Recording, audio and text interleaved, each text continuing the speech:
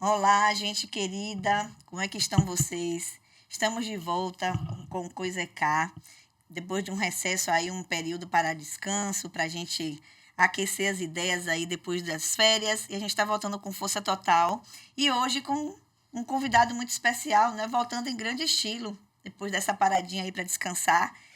Ele é uma pessoa muito querida, um colega de profissão, um amigo. Por onde passa, a gente sabe que quando ele chega e a gente conversa, aí a gente pensa junto, a gente não sai do mesmo jeito. Eu sempre digo que estar com ele é ampliar a lente para as coisas da vida. E aí eu não vou cansar de dizer isso sempre, né? Não importa se a gente se encontra nos corredores da escola, se a gente se fala em outros ambientes, mas o meu convidado, o nosso convidado, é alguém muito querido, é uma pessoa que realmente tem muita história para contar. E hoje a gente vai começar a bater esse papo. Eu tenho certeza que a gente não esgota hoje só desse momento. A gente vai se encontrar de novo. Mas é com muita alegria que eu trago para a gente conversar hoje no nosso podcast Coisa é Cá. Já vá curtindo aí, compartilhando. Rogério Elegibor, seja bem-vindo, querido, ao Coisa é Cá. É uma alegria ter você por aqui. E a gente vai hoje discutir muito, pensar muito junto, porque essa proposta de hoje, essa temática, vamos dizer assim, que é a formação do pensamento crítico na escola, né, dentro e fora dos contextos escolares, não é uma temática, não é um bate-papo, uma conversa que a gente esgota, como eu disse antes, num só encontro, né? A gente tem muita coisa para pensar quando fala nesse movimento que a gente faz dentro e fora da escola, de formação crítica do sujeito que aprende, né? Eu sempre digo que nós somos seres da linguagem, então somos seres sociais, seres históricos, e a gente está no mundo para conviver, para aprender a pensar junto, para aprender a sair do lugar. Eu gosto muito dessa ideia de que a gente está no mundo para sempre que a gente tem possibilidade de interação com os nossos pares, não importa em que instância, que a gente não sai da mesma maneira. Então, você é uma pessoa que representa muito isso para mim. Então, novamente, eu digo da minha alegria de ter você aqui. Eu quero que você fique muito à vontade, seja bem-vindo mais uma vez. Fale um pouquinho desse Rogério docente. Eu digo que ele é um menino, né? Porque eu digo esse menino é danado, de Misericórdia. sabido. Fala um pouquinho da sua história como professor, quem é Rogério. E fique à vontade que a gente aí vai tecendo nossos diálogos, meu bem. Um prazer, Jardelina Passos, de muito tempo, professora Lina Passos, uma amiga, uma orientadora, né? Interessante isso, porque a palavra orientação é uma palavra tão poderosa e ela deve ter um lugar etimológico, eu não quero tratar disso aqui não, viu? Sim. Mas um dia desse eu vi uma personagem dessas, né? Já que a gente vive essa mutação civilizatória que as redes sociais, né? E todo esse Imprimem. mundo tecnológico nos deu como vestimenta, né? Para essa vida moderna. E aí nós estamos nos tornando esses ciborgues. Então os vídeos aparecem, os recortes. O podcast é interessante porque ele é um tipo de gênero que pode fomentar muito Sim. negativamente essa mutação, né? É. Que é a galera que faz o podcast para fazer eu diria, a lacração, que É. não é o nosso objetivo aqui Não no é. Coisa Cá, Não né? é. Mas ela tentava fazer uma relação de orientação com ori, Sim. sem fazer a devida crítica etimológica, que é você pegar uma palavra que está dentro de um lugar, né, linguístico e associar a outra, porque ori Sim. vem de Urubá, né, ori vem da cabeça, mas você sempre me orientou pela qualidade, assim quando eu vejo uma figura como Jardelina, que pauta tantos elogios a mim, e a gente sabe, o mercado sabe, quem é da educação na Bahia sabe da sua qualidade e do prazer e do privilégio que está dividindo mesa com você Oh, meu bem.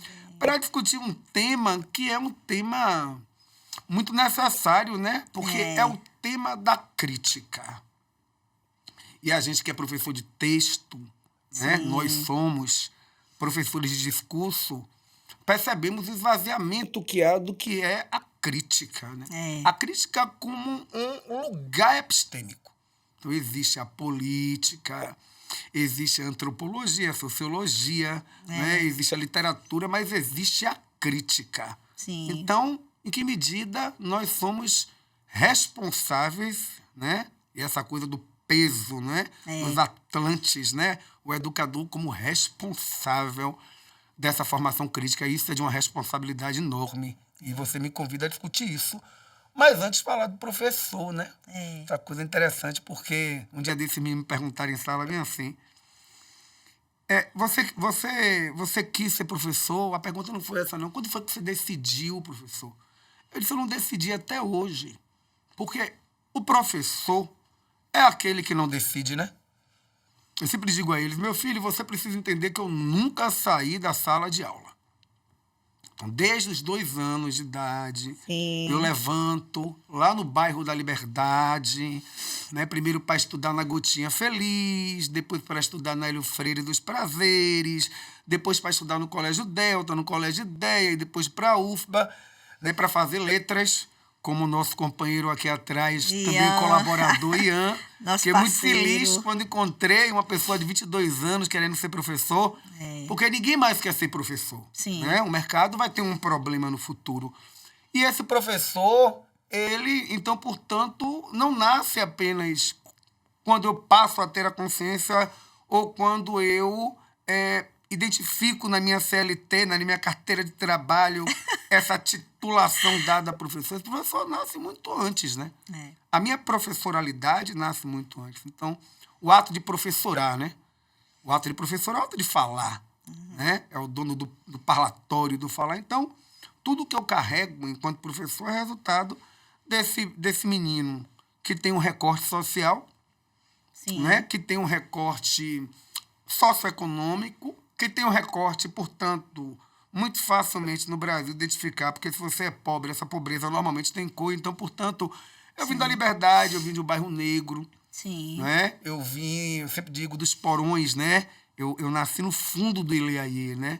Educado por todos aqueles tambores, mas sem ter a dimensão crítica, veja só, Sim. de como aqueles tambores seriam e eram responsáveis pela minha ancestralidade, porque isso também é tirado, né? É retirado até hoje. Você precisa buscar essa identidade.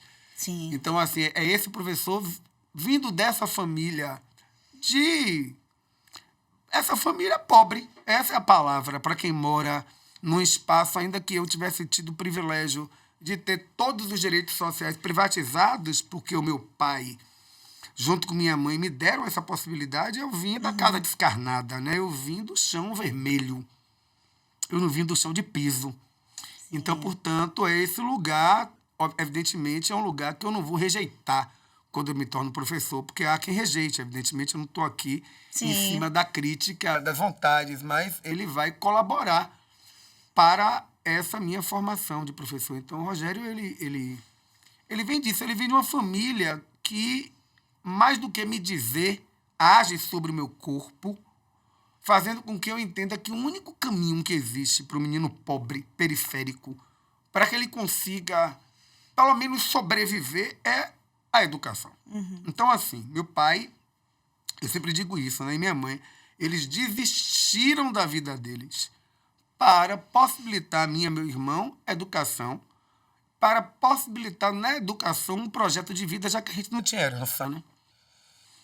Infelizmente, eu sou um corpo e um espírito que veio sem o direito à herança, né? Então, portanto, vai ser o lugar da educação aquele que, né, dado como privilégio, porque a educação privada, eu não venho de escola pública, né? Então, desde a escolinha pequenininha lá, né, da escolinha Santa Paula, onde eu era Jardim 2, até o Colégio Ideia, né, eu fui até o ensino médio, eu fui uma figura que estive nas escolas particulares, né? Eu sou um produto da escola particular e que me deu o mínimo, a mínima chance de um projeto de vida, né?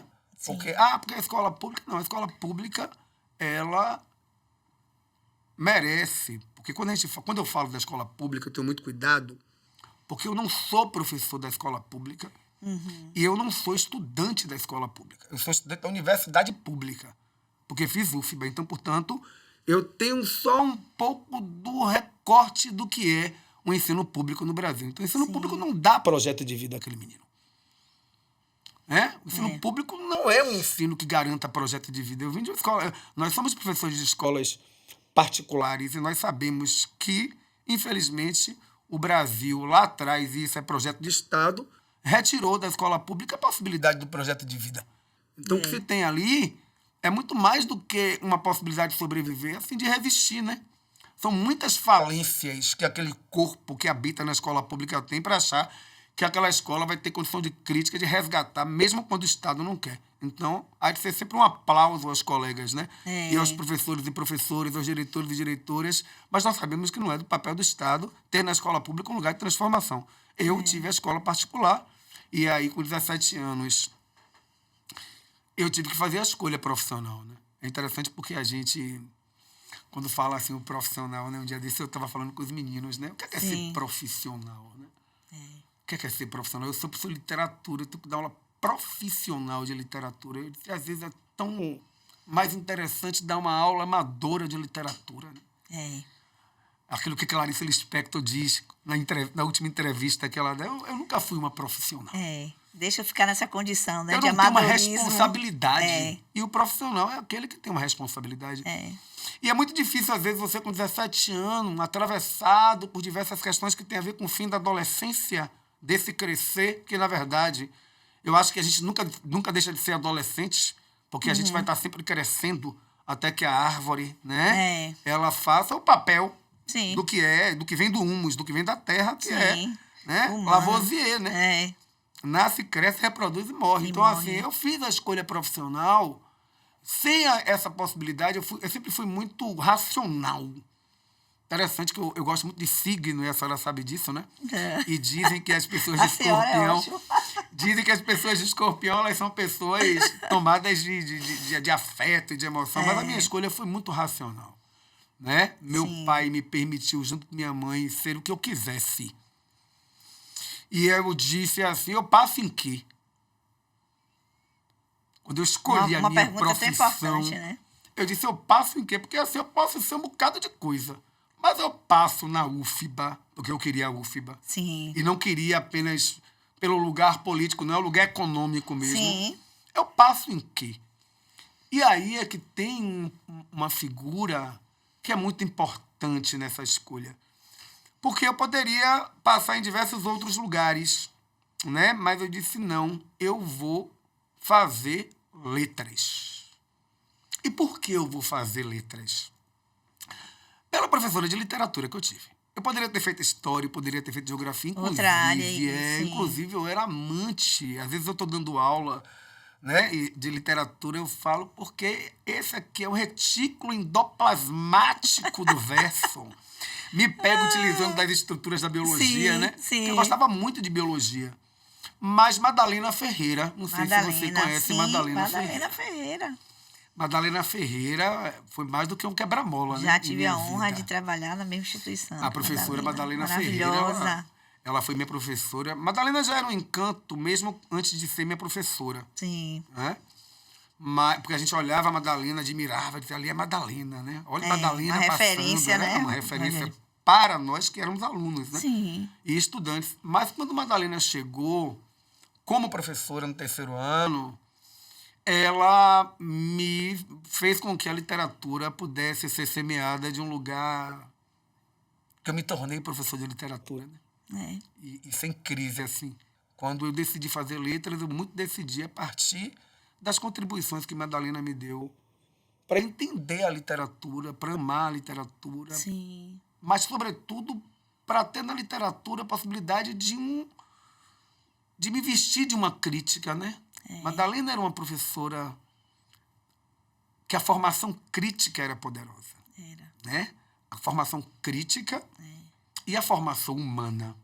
Então, a literatura teve em Madalena, para mim, um funcionamento que me deu a possibilidade de ler de maneira progressista a realidade. Né? Então, ela me ajudou muito a me entender, porque a literatura é uma expressão das condições humanas. Então, em Madalena, eu passei a entender a literatura como aquilo que também poderia ser um antídoto às muitas feridas que o mundo produz na gente. Então, fui lá, fiz letras, né? Fiz 401, letras vernáculas, rodei pelo grego, rodei pelo alemão, mas parei. Fez foi coisa, né, Rogério? Parei na literatura e no estudo do discurso, né? Eu fiz 401 e, na verdade, eu me especializei lá em teoria da literatura, né? Naquela época era assim que funcionava, né? Era o pessoal dos estudos culturais, da teoria da literatura e da linguística. E aí eu fui para a teoria da literatura, né? Entrei em contato com aquele arquipélago de grandes mulheres professoras de letras, professora Evelina Rosel, Sim. professora Mirella Márcia Longo Vieira Lima, professora Cássia Lopes. E esse professor se forma a partir desse lugar, né? E são muitas referências, né? Sim, que nós temos. Porque, assim, quando eu estava pensando, poxa, são tantas possibilidades de discussão que a gente tem, são tantos temas, né? Sim. Mas quando eu penso em você, na sua história, no que eu posso observar, né? Assim, tento observar você de uma maneira muito especial, porque eu acho que você faz esse diálogo com a literatura e com a vida. E nessa perspectiva crítica, com uma força, com uma beleza, com uma poesia, e isso a gente tem que trazer para o mundo. Então, eu fico assim, meu Deus do céu, como assim, né? Como assim Rogério trouxe aquela discussão ali? Bora pensar mais sobre isso. E a gente também a gente é sequestrado, tomado, raptado, né? Nessas horas, por tantos desafios, o tempo de vida, o tempo da escola. E eu sempre penso nesse trabalho que você desenvolve, na referência que você é, porque isso é um exercício diário, né? A gente se construir criticamente em diferentes instâncias sociais, discursivas, né? Nós somos professores de linguagem, nós sabemos exatamente, assim, do chão da sala de aula quais são os desafios que a gente enfrenta, né? Porque muita gente tem esse olhar direcionado de uma maneira, eu acho que equivocada, e vou pedir licença para dizer isso também, né? Um grande equívoco, como se a gente tivesse uma receita pronta para trabalhar com a formação crítica dos sujeitos com os quais a gente lida com diferentes idades, jovens, né? Que estão aí vivendo os desafios que a gente já conhece, que a gente tanto discute. Aqui no Coisa Cá a gente já fala disso também, dos desafios, do mundo das telas, mas é muito mais que isso. Então, eu não gosto de pensar na formação crítica do nosso aluno, a nossa, né? Porque a gente aprende junto, a gente aprende com eles o tempo inteiro. E também tem horas que a gente tem que assumir esse papel que já é nosso e que a gente também abraça, porque é o nosso compromisso. Então, se profissionalizar dentro do contexto em que a gente já conhece de educação não é uma tarefa simples, e trabalhar nessa perspectiva crítica de romper mesmo muitas barreiras. E quando a gente fala de formação crítica, tem muita gente que ainda tem esse olhar enviesado, equivocado, de que, traz uma receita, então você faz isso, trabalha com um texto assim, discute isso, e no final todo mundo aprende, e a gente sabe que não é assim. E eu acho que a nossa história, com licença novamente, já dá a gente uma condição de dizer assim, alto lá, tem muitas desconstruções que a gente ainda precisa fazer, né? Porque quando a gente discute, quando a gente tem essa possibilidade de estudar junto, a gente sabe disso. Do quanto a gente contribuir que eu acho que não é da noite para o dia que a gente faz ou colabora para que aquele sujeito que aprende, que está ali em parceria com a gente, amplie a sua lupa, amplie o seu olhar, que a gente não dá a ideia pronta, a gente trabalha numa perspectiva construtiva, né? Do exercício diário, então a crítica como exercício cotidiano.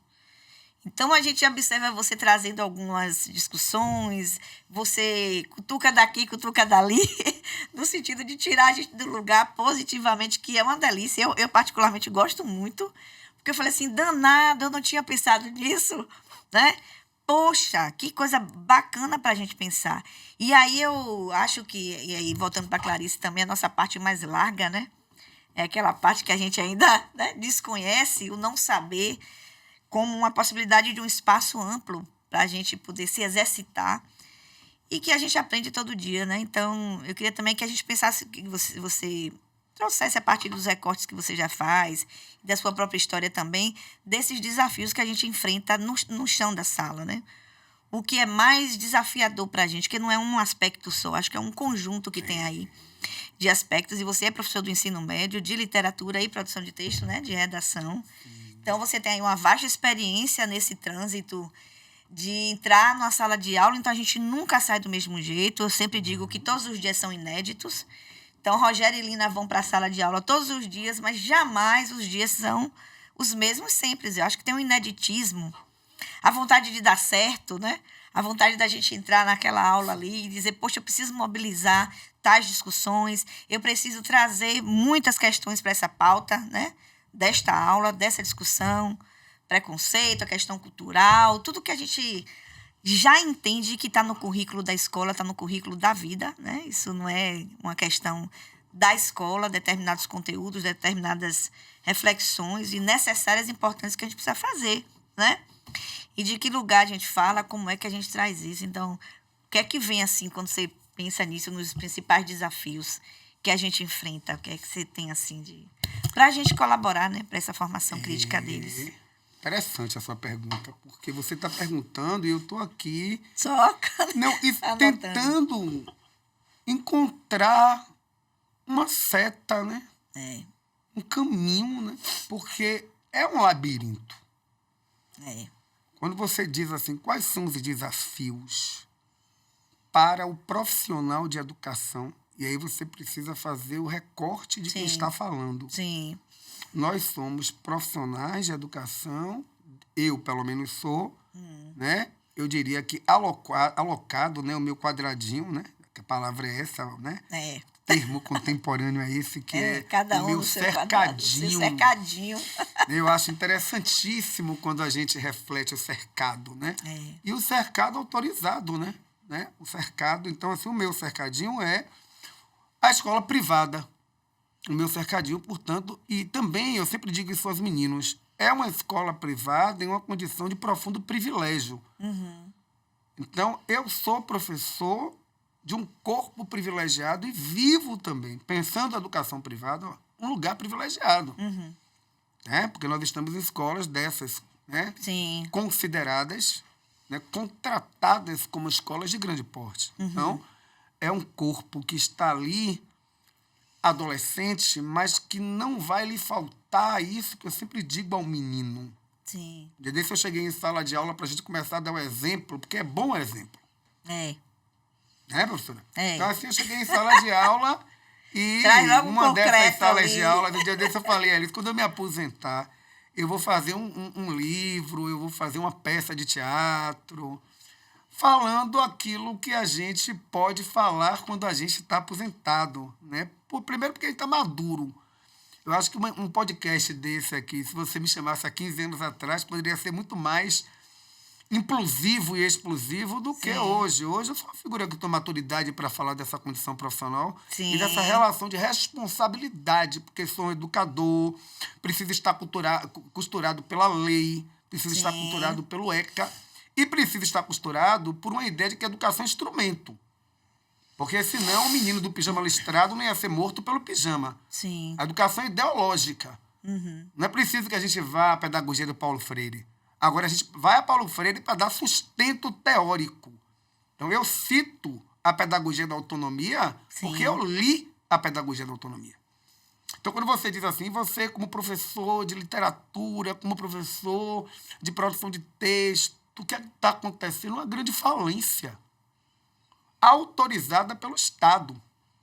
Porque, diferentemente, por exemplo, de mim, de que quando tive que fazer a Universidade Federal, então, portanto, o curso de letras, me foi colocado uma lista de 20 livros e de 10 obras literárias. Que eu tinha que ter a responsabilidade profissional, porque ser estudante, né, eu sempre digo a eles em sala, meu filho, aluno é o quê? A palavra aluno vem de quê? Normalmente eles dizem de luz, né? E na verdade não é de luz, é de leite. Então o aluno é um lactante. A responsabilidade profissional do aluno é se amamentar de conhecimento. Agora, do estudante é buscar sabedoria. É revelar que você é sapiente, que você é homo sapiens. E o que é ter sabedoria? É primeiro provar para depois saber. Sabedoria é saber. Sabor, saber. Então, primeiro você prova. E depois você diz se você gosta ou não. Isso é o exercício da crítica. É você fagocitar para dialogar com a etimologia da biologia, para que você tenha condição. Né? Então, eu coloquei, o menino virou para mim e disse assim, professor, numa das discussões, né? Sobre a questão dos desafios para enfrentar o crime organizado no Brasil. E com isso a gente estava também discutindo a cena da uberização, que é essa escravidão contemporânea. Né? E aí ele disse, mas é disfarçada de outras coisas, olha, né? a fala dele, mas é muito melhor ser Uber do que ser traficante. E aí eu disse a ele assim, ó, uma vez eu fui fazer uma palestra para pais e mães, eu gosto muito de falar para pais e mães, né, para família. Né? A responsabilidade é outra. É. E um pai virou para mim e disse assim: você é muito bom, professor, mas tem uma coisa que você precisa fazer. Desça do púlpito. O professor não é aquele que precisa estar no púlpito necessariamente para apontar o caminho. Não é isso. Não é a sua verdade. E ele estava querendo me ajudar. Foi uma fala para contribuir com a minha professoralidade. E eu peguei aquela fala daquele pai, desça do púlpito, e trouxe como uma maneira de semear, assim, a minha professoralidade. Porque o que é que eu poderia dizer a um menino localizado em uma condição social e econômica de privilégio e racial também? Que a fala dele é uma fala que eu sempre digo, é um passo para o holocausto. Porque quando você entrega ao corpo o direito de ser traficante e o direito a ser Uber como projeto de vida, eu disse, meu filho, isso não é projeto de vida. Isso é falência civilizatória. A sua pergunta é uma falência civilizatória. A sua dúvida é uma falência civilizatória. Porque se a gente vive numa cidade, nós precisamos nos preocupar com todas as dores. E você delega a um corpo dessa cidade. Como o Brasil, colônia, delegou aos corpos que estavam na senzala, o direito de não ter projeto de vida. Quer dizer, você pode escolher fazer medicina em alguma faculdade pública ou privada. Ele, entre ser traficante ou Uber. Eu acho que esse é o principal desafio. Nós estamos em um mundo que vivencia, do ponto de vista contextual, aquilo. Eu gosto muito de citar o professor Marcos Alessandro. Sim, Marcos, grande né? Marcos. O Marcos Alessandro Santos Silva. Um abraço para Marcos. Quando aí, nosso. O Marcos Alessandro, ele diz assim, ó, nós vivemos um lodo conservador. Então, a gente vive num contexto que precisa ser, em alguma medida, lido para a gente compreender o que é que a sala de aula nos espera. Nós, que acreditamos que a educação precisa ser um instrumento para defender uma mudança progressista de uma sociedade toda enlodada de violências como a sociedade brasileira. De repente, a gente chega em sala de aula.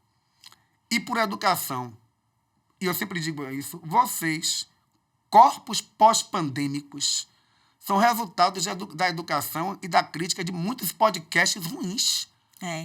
Passaram a pandemia ouvindo muita gente que não deveria ter autorização. Então, a gente chega e se depara com isso, né? Se depara, infelizmente, com uma educação que permite a um corpo o direito a projeto de vida e aos outros não.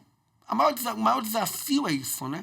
É o desafio do conservadorismo, é o desafio do retorno a determinados valores que nós acreditávamos já está sepultados. Então, ser professor de crítica em um tempo conservador, para que a gente faça esse recorte, é muito tenso.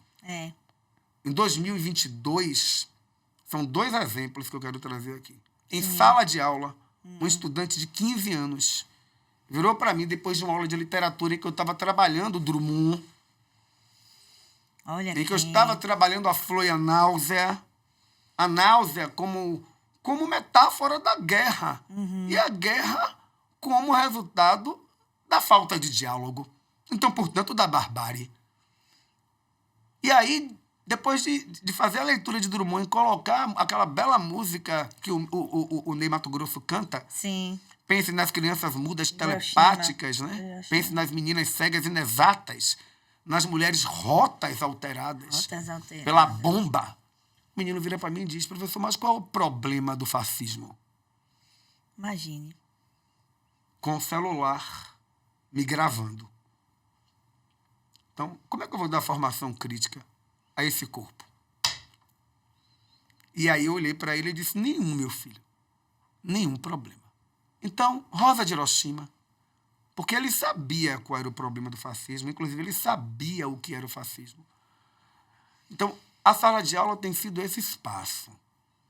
Esse espaço que está dando a essa juventude uma autorização inconstitucional. Eu sempre digo a eles, né? Porque hoje se tem muito isso de se posicione. Eu disse, eu sou legalista e sou constitucional. Infelizmente, nós estamos enfrentando essas ondas, né, que achávamos que não eram eternas, mas que parecem que voltaram. Meu Deus do céu. Professora linda, Eu começo maravilhosa. por onde, meu bem? Olha, quando a gente conversa, que eu acho que isso que é fascinante, dá vontade de só ficar como a gente está aqui, né?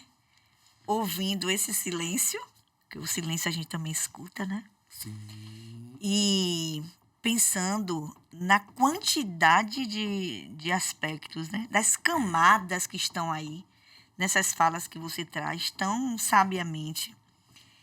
E aí, lembrando de Madalena, lembrando das referências que a gente tem, né? Das professoras e professores que passaram pela nossa história, né? Que ainda estão em nós, porque elas não saem da gente nunca. Que é aquela necessidade da nossa tomada de decisão em momentos tão nevrálgicos como esse das aulas, né? Então, como é que a gente se posiciona de uma maneira que a gente consiga respirar, porque são questões extremamente complexas. A gente precisa, muitas vezes, trazer a resposta que aquele sujeito que aprende precisa ter, ou uma nova pergunta, né? Muitas vezes a gente não tem a resposta, a gente tem uma pergunta diante daquilo. Sim. E a gente ter esse termômetro. Então, tá, meu filho, é isso.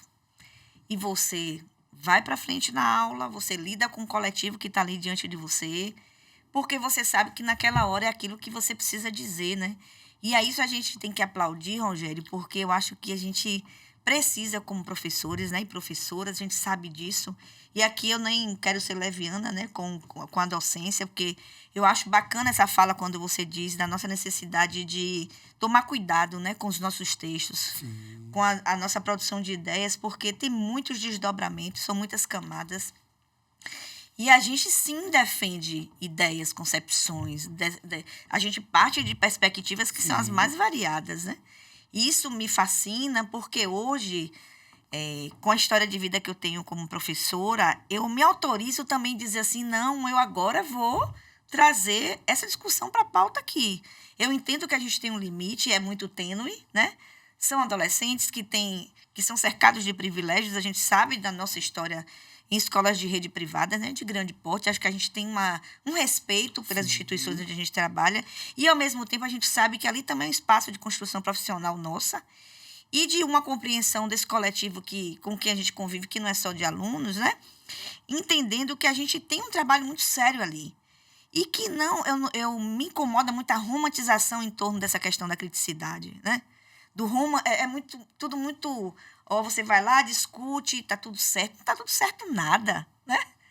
Então, a gente precisa também deixar que o caos intelectual, que a produção ali, que não tem caminho evidente, se instale.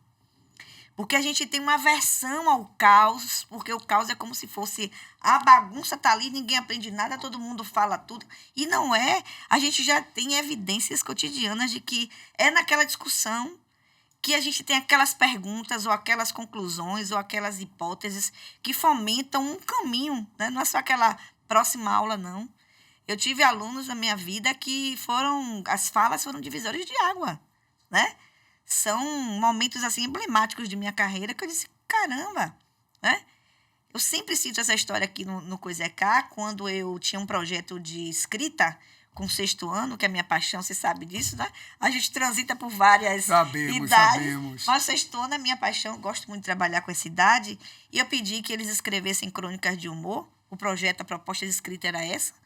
E aí um aluno vem lá no fundo na minha direção, chega perto da minha mesa e diz assim, como é que eu vou escrever crônica de humor se eu não tenho um senso de humor? Ave Maria. Como assim trabalhar com humor? Que humor é crítica também, que humor é uma veia extremamente sofisticada quando ele é construído nessa direção, né? Eu não estou falando aqui de um humor alegórico, de um humor que a gente sabe que tem outros sentidos aí, outras significações. Então, assim, são alunos e alunas que passam por nossas vidas e que a gente sabe que são falas determinantes ali para a gente abrir outros espaços. Então, eu quero falar disso também, dessa romantização que me incomoda, porque a gente já tem um lugar, né? Eu sempre acho que a gente já tem uma construção que diz assim, pelo amor de Deus, né? Que lugar é esse da gente querer esse conforto de romantizar? A romantização, ela traz para a gente um conforto, uma ilusão de conforto, né? Porque a gente não tem como controlar. Muita gente pensa que sala de aula é o lugar do controle. Porque tem ali um quadrado de cimento, tá todo mundo sentadinho ali.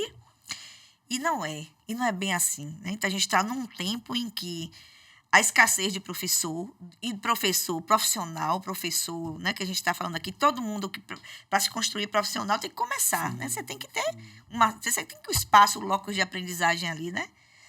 E aí eu sempre digo que não é uma coisa simples, não me incomoda, vou dizer de novo, essa romantização, e ela é problemática, Rogério.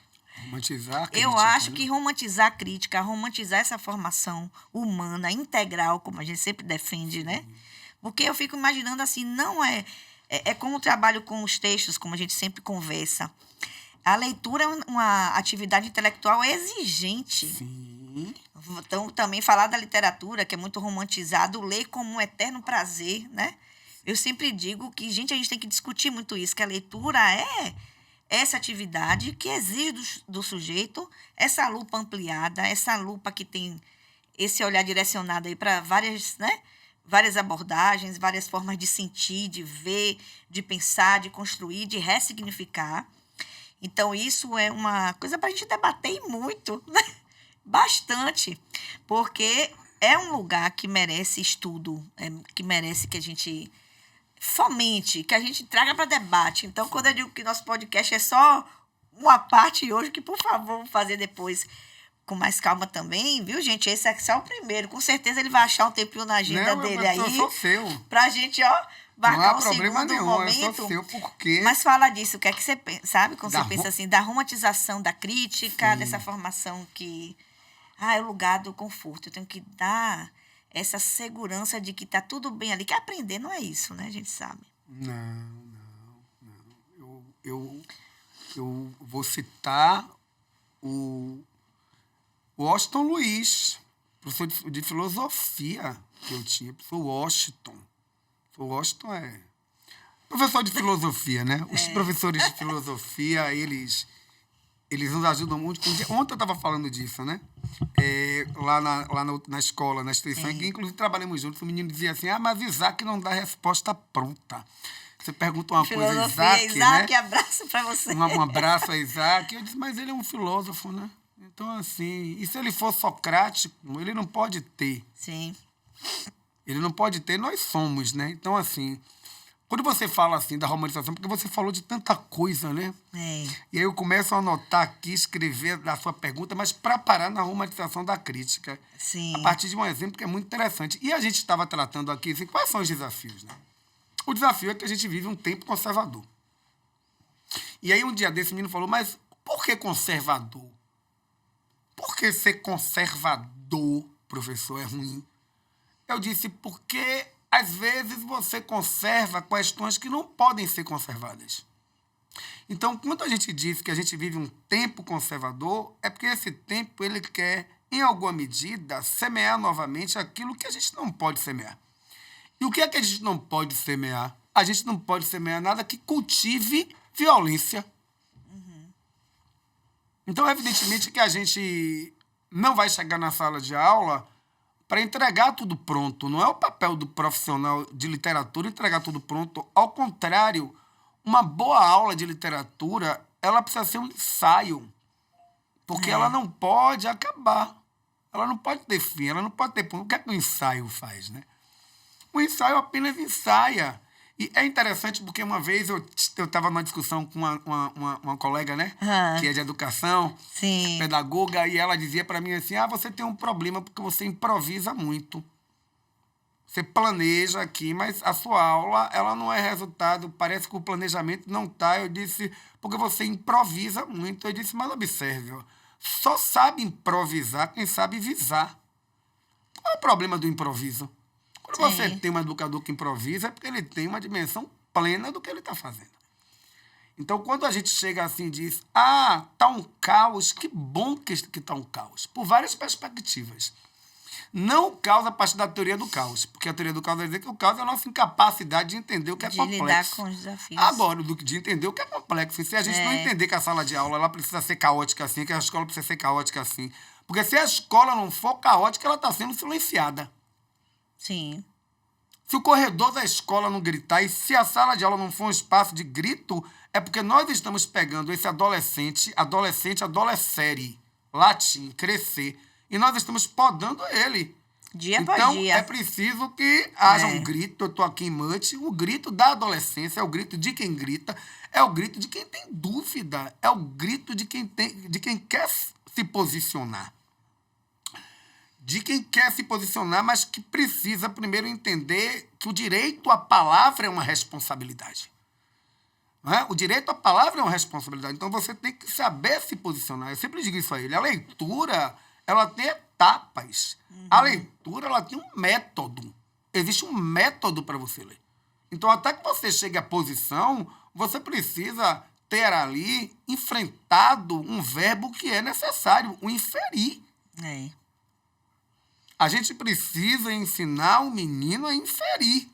Porque na hora que você ensina a inferir, você desfaz uma leitura romântica, né? Ingênua, né? É. Eu tenho muito isso. Sim. Para mim foi uma responsabilidade enorme quando você me permitiu, Olha. em um determinado momento Sim. né, da nossa vida profissional, assumir e substituir você em turmas de 6º ano.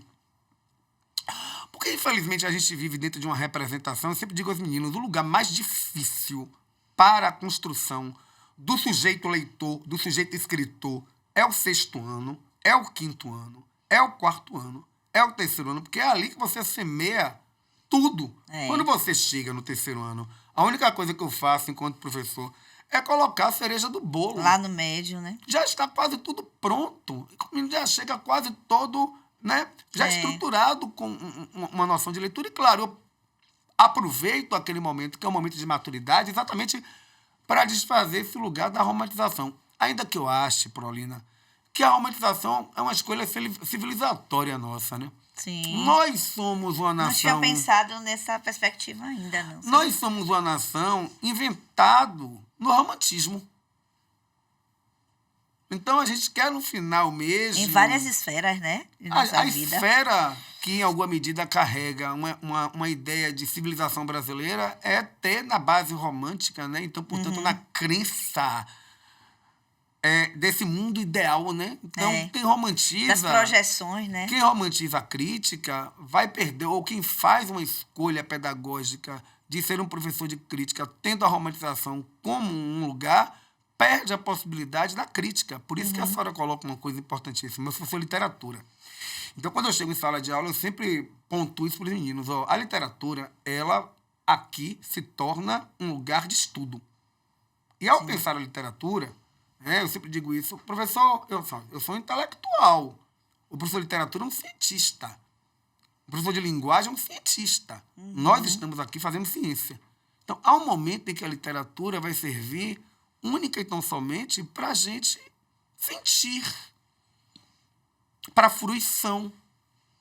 E eu, como sou um professor disruptivo, eu gosto de ser disruptivo, eu acho importante ser disruptivo, normalmente trago exemplos que são considerados, às vezes, exemplos que não são não literários, né? Então, assim, eu vou lá dentro do naipe, que é a produção cultural vinda hoje do espaço periférico, trago um verso lá do naipe, trago... Às vezes você só quer a fruição, você quer apenas o prazer estético. E ali, por exemplo, aprendizagem, né?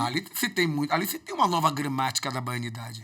Por que o naipe não serve? Porque ele não é caímico. Você já foi à Bahia, nega? Não? Então vá. O discurso turismológico de Dorival Caymmi, quem vai ao Bonfim, minha amiga, nunca mais quer voltar. Muita sorte teve, muita sorte tem, muita sorte terá. Então, a Bahia de Caymmi não é a Bahia do naipe. A Bahia do naipe é a Bahia contra-caímica. Então, portanto, ela precisa sempre ficar nesse lugar marginal. Como você, enquanto literatura, leva isso para a sala, e aí eles só estão acostumados a pensar o naipe dentro de uma perspectiva da fruição e ali, carregado daquele sentimento de que não é nem cultura, porque, infelizmente, a gente cria, né, um projeto civilizatório que, lamentavelmente, ainda hierarquiza, ainda que a Constituição fale da diversidade, a gente tende a hierarquizar as relações culturais. Eu digo, existe o sentir, mas existe o pensar. E, além do pensar, ainda existe o fazer. E aí, nesse pensar, é hora da gente formular um caminho crítico para pensar a literatura. Sim. Para pensarmos a arte, né? Para pensarmos esse nosso produto. E o que é a crítica? É levar o menino a passar por diversas etapas, Fazer um percurso, chegar né? em inferência e ter a condição de se posicionar. Porque eu digo a ele, ó, quando você se posiciona sem a responsabilidade de compreender o que é posicionamento, do que é sentar numa cadeira. Eu gosto muito de Chico Buarque quando ele diz, você sabe que é uma cadeira? Então você precisa saber se posicionar para que você não seja um crítico que morre ao pisar na beira do mar. A pior coisa que existe é quando você é um crítico que morre no raso. Porque quando você morre no raso, meu filho, você não chegou à crítica. Sim. É nessa perspectiva, pronto. Gente, como é que a gente faz um podcast só com o Rogério? Alguém que está aí escutando a gente pode dizer, por favor, não dá. É impossível. Vamos precisar de outros e outros momentos, porque, inclusive, eu vou anotar nossas falas, que são assim, né? Para a gente fazer novas costuras, porque eu vou pedir para você conseguir na sua agenda aí um outro horário, meu amigo, para a gente ampliar essa discussão, porque a gente precisa também entender, né, o quanto a nossa caminhada pode contribuir, e aí o Coisa Cá nasce desse desejo, né, da gente trazer outros colegas, trazer pessoas que a gente sabe que vão colaborar de uma forma muito plural para essas discussões. Então, eu vou te pedir aqui, ó, publicamente, por favor, Não, a gente... consegue um segundo momento, porque a gente vai precisar ampliar essa discussão. Acho que a gente, dos bastidores, a gente vai voltar a fazer essa costura. E a gente fica aqui esse convite, por favor. Então, eu vou dizer assim, é só por enquanto. É só enquanto a gente vai ali e volta. Estamos apresentando, né? A gente só vai ali, gente, e volta. Rapidinho. Porque não tem como deixar esse menino, que eu falo de menino. É uma delícia, adoro. No podcast não vejo só, problema não. nenhum, menino. Não vou, a gente tem muita coisa para tratar, assim, no sentido mesmo daquilo que a gente consegue nesse tempo, né? Nesse cronos aqui, do que a gente consegue dar conta por causa da vida da gente, da rotina e tudo. Mas é muito importante que a gente traga a nossa conversa para esse lugar da continuidade. Da continuidade. Porque as coisas que você trouxe aqui são simplesmente assim para a gente colocar na pauta, para a gente fomentar, para a gente estudar e discutir junto. Então, você topa aqui para a gente voltar? Topo primeiro porque a gente tratou porque só essas metáforas aí... a gente tratou de um aspecto. A gente vive um tempo conservador. Então, como ser um profissional legalista e progressista em um tempo conservador para ensinar crítica. E muito lúcido, né? Eu acho que você tem essa construção de uma lucidez. É isso que eu amo, assim, quando a gente conversa. E eu não vou cansar de te dizer isso várias vezes, sabe? É uma lucidez, é um comprometimento com uma possibilidade de desvelar, de desmembrar, de descortinar essas camadas da vida humana, né? Porque a gente pensa na crítica, não está dissociado da vida, do que é existir, né? Do que é a gente se comprometer com a nossa existência aqui, não só como professores, né? Mas como pessoas que pensam, que colaboram, que a gente muitas vezes oferece régua e compasso. Sabe? É numa construção ali, é numa discussão que a gente diz assim, olha, isso aqui é possível. Escolha aqui quais caminhos você quer seguir. Você está pronto? Porque tem essa ideia também do pronto, né? Quando é que é a hora, Rogério? A hora a gente vai precisar marcar. Eu só quero dizer assim, imensamente da minha alegria e dizer que é só uma pausa. Porque você me provocou muito provocações. O que é que você traz aí para a gente fechar essa primeira parte da nossa conversa? O que é que a gente pode trazer para fechar? Porque quando a gente voltar, é dela que a gente pode começar, a partir dela que a gente começa. Que responsabilidade, o que é que eu posso trazer? O que é que você pode, assim, para a gente fechar esse primeiro momento nosso? Eu acho que Porque eu não me conformo com um encontro só. Não, Diga aí, meu nós vamos ter... O que a gente pode trazer? O que a gente pode trazer... É bem interessante, porque que conversa boa, né? Que conversa... Coisa cá. Coisa cá. Eu fico pensando assim, né? Eu acho lindo como você explicou essa questão, mas eu acho que é mesmo a gente ainda discutir, né? avançar nessa discussão de pensar o papel que o educador vai ter. Quando você me disse assim, o papel que nós temos Sim. De desenvolver um pensamento crítico dentro e fora do contexto escolar. Porque tem outras coisas para a gente discutir. Existe aí. Porque dentro do contexto escolar nós vamos encontrar essa cena que apenas... Isso foi apenas eu diria que foi uma gota, né? De toda a discussão que a gente pode trazer. Existem diversos outros desafios, né? Sim. Nós estamos... eu gosto muito do Durkheim, quando ele fala assim...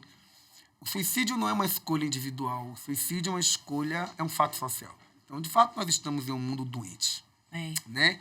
E doente por quê? Doente porque tem desistido do humus e tem feito a escolha pelo tecno. Nós vivemos uma mutação civilizatória que constrói novas subjetividades e, dentre elas, uma das marcas é o narcisismo. Né? Então, nós estamos enfrentando esse mundo e tentando produzir crítica para esse estudante, porque, no fundo, o que a gente quer é produzir um corpo capaz de sair da sala de aula e contribuir para a construção de um mundo mais justo. Para além dela, né? Que eu acho que é o papel maior da educação.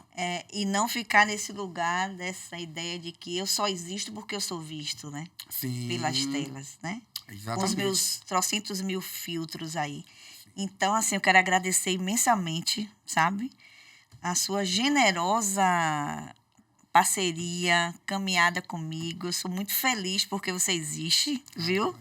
É muito bom ter você. E, assim, eu estou aqui prometendo e juro que eu vou conseguir para a gente continuar estudando, pensando junto, porque, assim, é um luxo, sabe? A gente conseguir fazer isso que a gente está fazendo aqui. Com a vida que a gente tem, com a sala de aula, o que tudo ela representa para a nossa vida, né?